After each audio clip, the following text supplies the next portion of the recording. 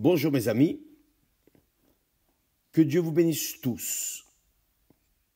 Et j'aimerais beaucoup, j'ai prié et je prie pour que Dieu vienne utiliser nos lèvres pour faire parvenir aux personnes, la parole qu'il veut que ses élus, déjà élus, c'est choisis et élus par lui, qui sont en train de souffrir, qui sont en train de gémir, viennent écouter cette parole et viennent se réveiller, s'éveiller et viennent rétablir leur vie pour une vie nouvelle. Non seulement, ce n'est pas pour réparer leur vie, c'est pour vous donner une vie nouvelle, 0 kilomètre. Une vie nouvelle, parfaitement nouvelle. Car Dieu ne répare pas la vie de personne, il donne une vie nouvelle. Vous savez, cette voiture que vous amenez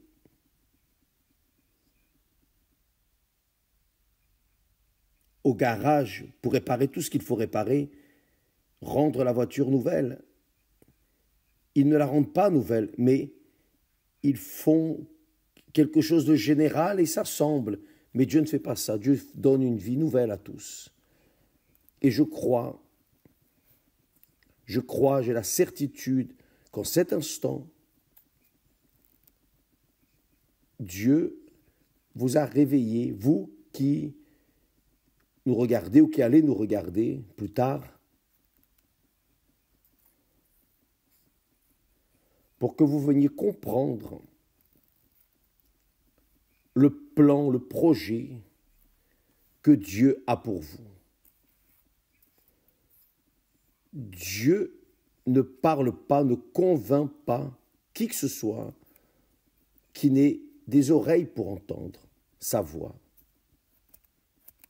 Quand une personne qui est en train de souffrir prête attention à la voix de Dieu, à la parole de Dieu, il est évident que le Saint-Esprit a choisi cette personne. Quand la personne dédaigne la parole de Dieu, quand elle méprise la parole de Dieu, c'est parce que le Saint-Esprit ne l'a pas choisi. Je crois ainsi. C'est mon feeling. C'est ce que je comprends. Car Dieu n'appelle personne qui n'ait des oreilles pour entendre. Pour appeler quelqu'un qui souffre, évidemment, ce quelqu'un va entendre sa voix. S'il n'entend pas, c'est parce qu'il n'a pas été appelé par lui. Voyez, Dieu parle beaucoup au sujet d'Israël, sur son peuple, et Dieu parle avec amour, douceur. Il parle non seulement pour conseiller, mais aussi pour exhorter, attirer l'attention. Et il parle à son peuple, il a parlé à travers différents prophètes, beaucoup de prophètes, y compris l'un des prophètes dont on parle peu,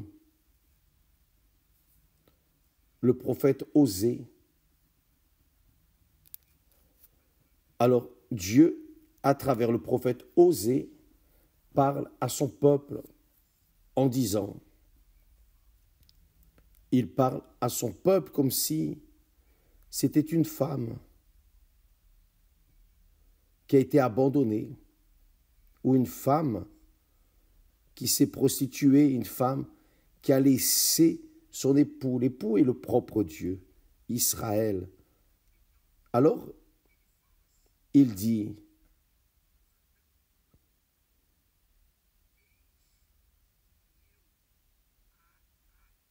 c'est pourquoi voici, je veux l'attirer et la conduire au désert, et je parlerai à son cœur. C'est-à-dire, dans ma foi, dans ma vision, Dieu appelle cette personne têtue, vous savez, cette personne qui était dure, il appelle, il parle, il alerte. Mais si la personne n'a pas d'attention envers lui, envers sa voix, si la personne n'a pas d'oreille pour entendre sa voix, car Dieu l'a appelé, Dieu lui parle, Dieu l'a choisi, donc qu'est-ce que Dieu fait? Je pense ainsi, de ce que j'entends des Saintes Écritures, je vois cela. Dieu conduit au désert ces personnes qu'il a déjà choisies, qu'il a déjà élues.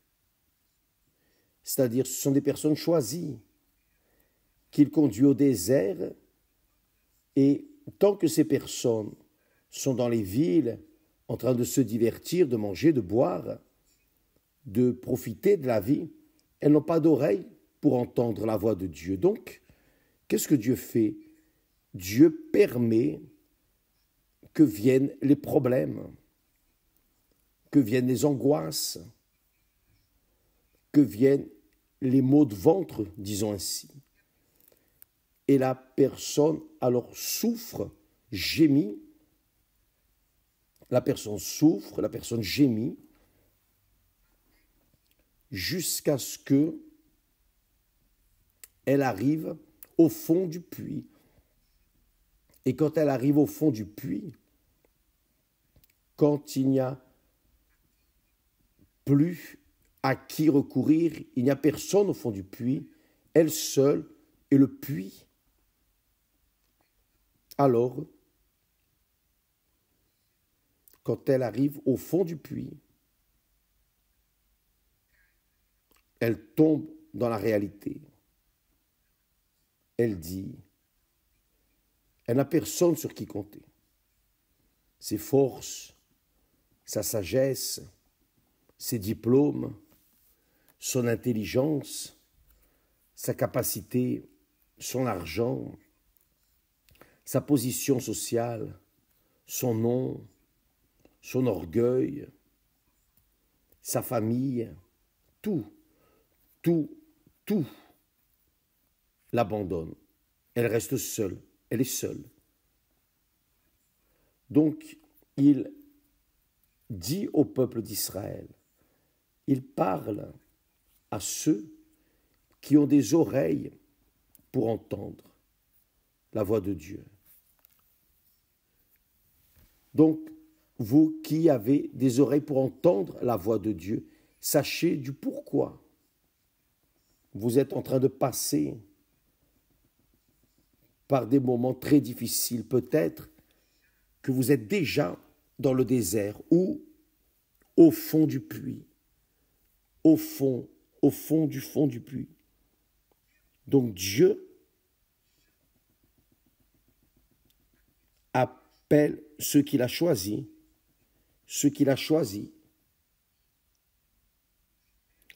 et il les conduit au fond du puits pour que là, ils puissent avoir des oreilles pour prêter attention à la voix de Dieu. Donc il dit, c'est pourquoi voici, je veux l'attirer et la conduire au désert, et je parlerai à son cœur. C'est intéressant. Et je parlerai à son cœur. Vous savez que dans le désert, c'est intéressant, dans le désert, il n'y a rien pour nous distraire, rien. Quand la personne est conduite au désert, c'est vraiment le désert. Il n'y a pas de nourriture, il n'y a pas de boisson, il n'y a pas d'amis, il n'y a pas de parents. Il n'y a rien, il n'y a personne, il n'y a aucun divertissement, il n'y a aucun plaisir. Le cœur reste abandonné, le cœur n'a pas de sentiment, le cœur ne sent rien, il est vide. Pourquoi? Parce qu'il n'y a rien qui lui plaît. Il est dans le désert, il n'y a rien. Que va-t-il faire? Il va rire de quoi? Il va se satisfaire de quoi? Rien. Et c'est peut-être précisément votre situation, mes amis.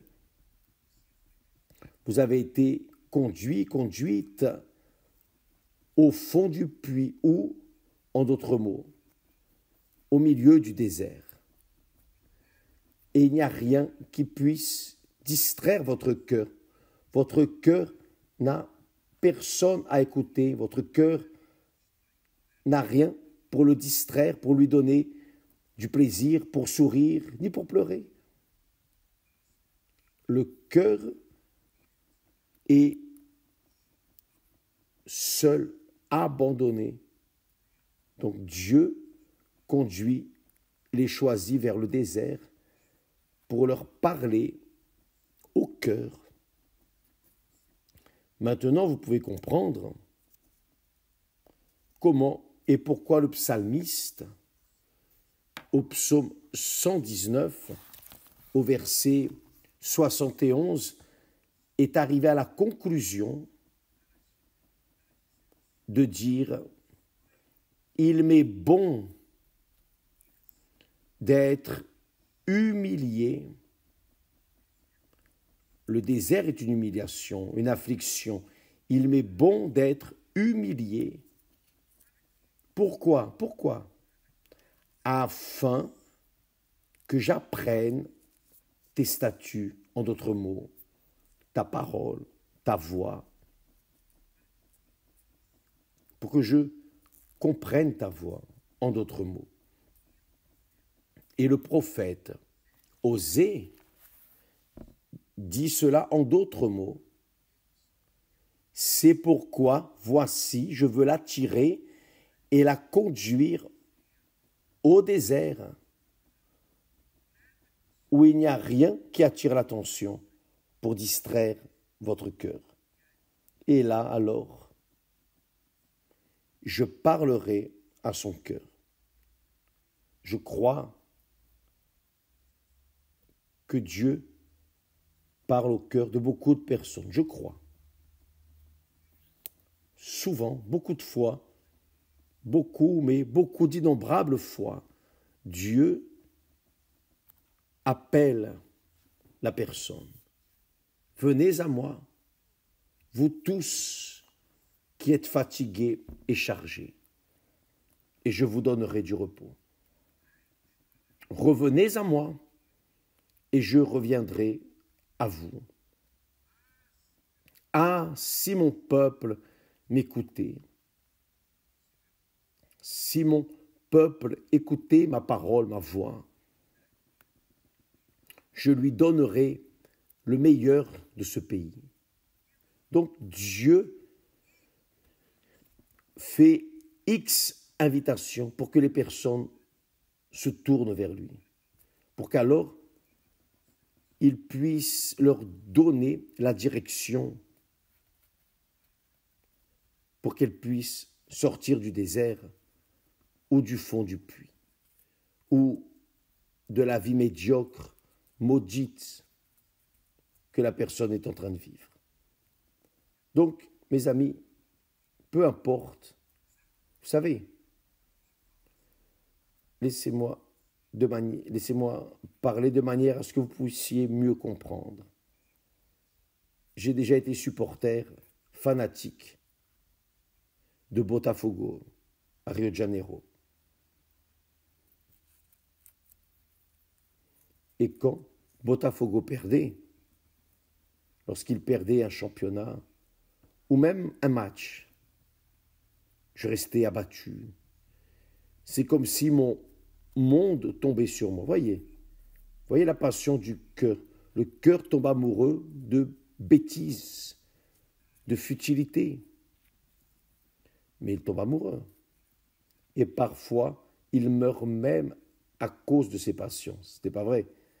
Peut-être que vous êtes un supporter de Flamengo, de Corinthiens, quelle que soit votre équipe, votre club de cœur. Mais c'est votre cœur qui est là, n'est-ce pas? C'est votre cœur. C'est notre cœur qui accompagne le club. Peut-être que le cœur est amoureux d'une religion, d'une certaine religion, une certaine église, où il est amoureux pour certaines personnes, un amour impossible, je ne sais pas.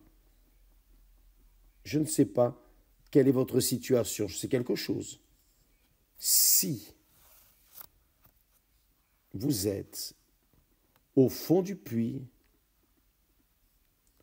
ou si vous êtes dans le désert, et qu'il n'y a rien à quoi vous puissiez vous accrocher, ou plutôt que votre cœur puisse s'accrocher, parce que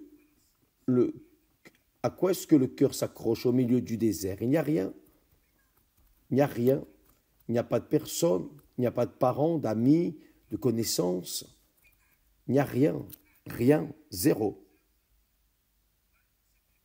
Il va s'accrocher à quoi? S'attacher à quoi? Donc quand le cœur se sent ainsi abandonné, perdu, désorienté, au milieu du désert ou au fond du puits, sachez, mes amis, ça c'est la bonne nouvelle.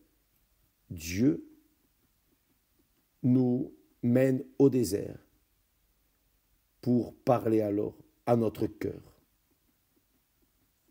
Car dans la ville, le cœur n'a pas d'oreille pour Dieu. Il n'a d'oreille que pour profiter des divertissements, les choses qu'il y a dans la ville. Mais quand on arrive au désert, il n'y a pas d'être cher qui comprenne, il n'y a pas d'amour qui comprend, n'est-ce pas? Il n'y a pas de club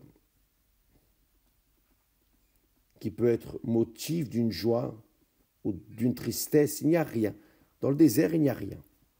Et c'est peut-être votre situation. Vous êtes un supporter qui souffre. Vous souffrez. Et vous ne faites que souffrir. Parce que votre club ne gagne jamais.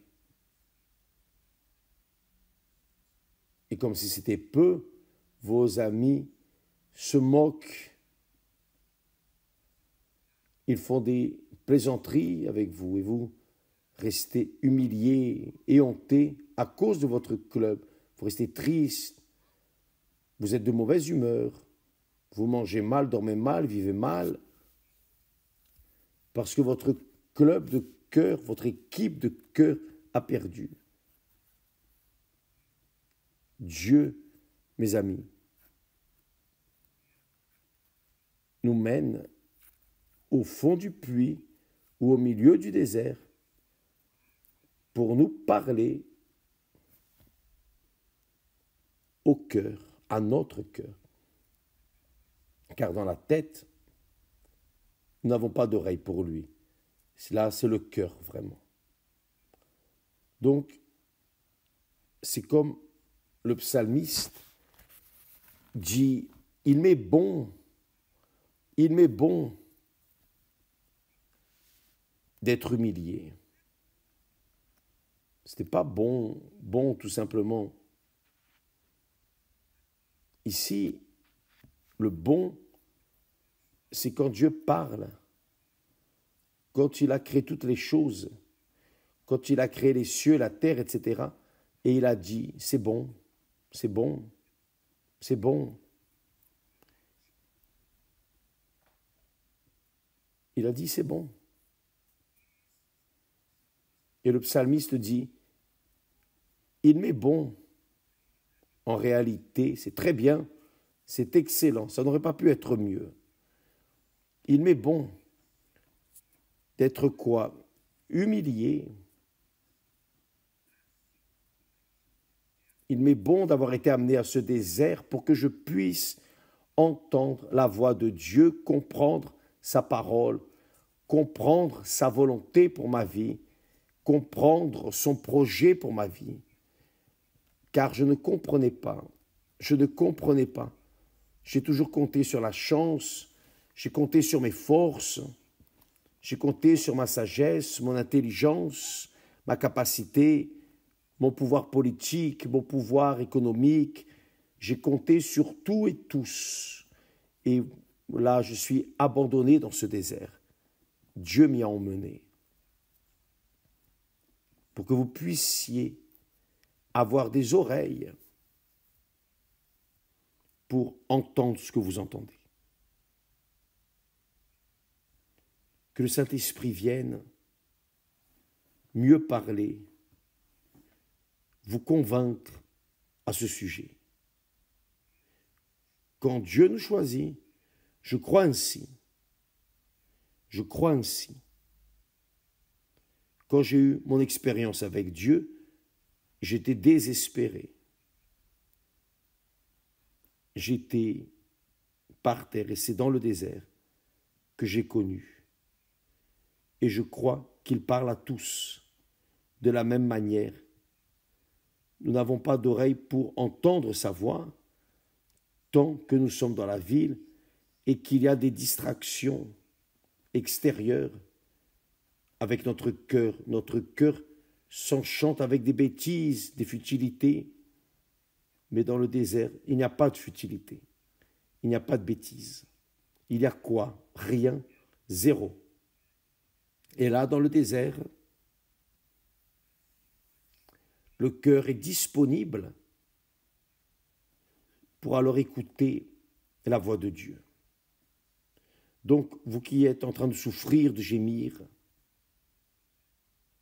Dieu dit dans sa parole, « Venez à moi et je vous donnerai du repos. » Venez à moi. Le Seigneur Jésus a dit cela. Venez tous, peu importe le club dont vous êtes un supporter, peu importe votre religion, peu importe votre option sexuelle, peu importe votre condition sociale, rien. Vous êtes dans le désert, vous ne pouvez compter sur rien, mais vous pouvez compter sur Dieu. Le Saint-Esprit est en train de vous parler. Le Saint-Esprit est en train de vous parler. Il est en train de vous parler, personnellement, pour vous dire ce que vous devez entendre. Venez à moi, et je vous donnerai du repos. Ça, c'est la parole de Dieu pour ceux qui se trouvent dans le désert. Et quand il parle avec nous dans le désert, c'est bon, car il nous arrache du désert avec une parole, il nous arrache du fond du puits avec juste la parole, car avec la parole, il a créé toutes les choses que nous voyons. Mais c'est aussi avec la parole qu'il nous arrache du fond du puits. Comprenez cela, mes amis. Vous êtes seuls, abandonnés.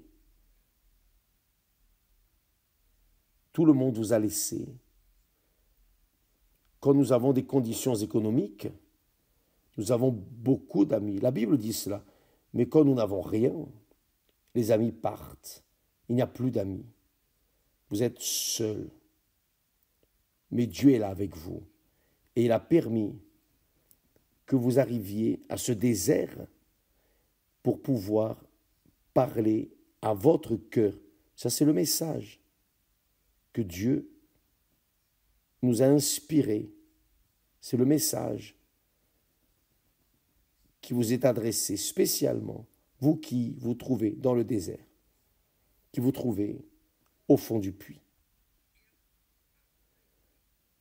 C'est pourquoi, voici, je veux la tirer et la conduire au désert, et je parlerai à son cœur. Je veux la tirer et la conduire au désert, et je parlerai à son cœur. Et là, vous allez répondre, ça a été bon, Seigneur, d'être humilié, affligé, d'avoir été conduit ici, pour que je puisse entendre ta voix et apprendre tes commandements, ta volonté pour ma vie. Que Dieu vous bénisse, mes amis, que Dieu vous bénisse. Demain, nous aurons le jour de Pentecôte, la célébration de Pentecôte dans toute l'Église universelle.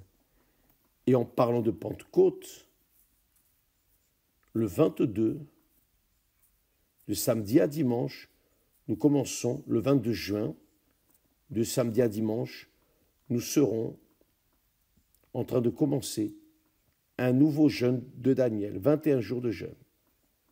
Préparez-vous, jeûne d'information.